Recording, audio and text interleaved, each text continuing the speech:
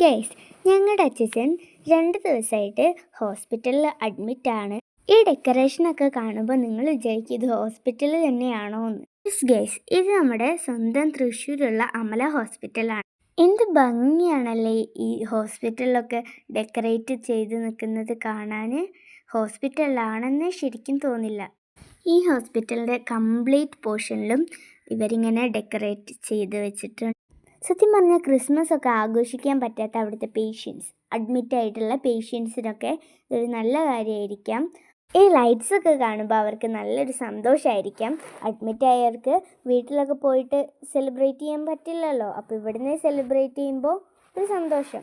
ശരിക്കും പറഞ്ഞാൽ ഞാനവിടെ പോയപ്പോൾ ഞാൻ തന്നെ വിശ്വസിച്ചില്ല ഇതൊരു ഹോസ്പിറ്റലാണെന്ന്. അത്രയ്ക്കും ഭംഗിയിലാണ് ഇവർ ക്രിസ്മസിനെ വരവേൽക്കുന്നത്. അതല്ല, ക്രിസ്മസ് ഇങ്ങ് വന്നില്ലേ, അപ്പോൾ എല്ലാവർക്കും ഹാപ്പി ക്രിസ്മസ്.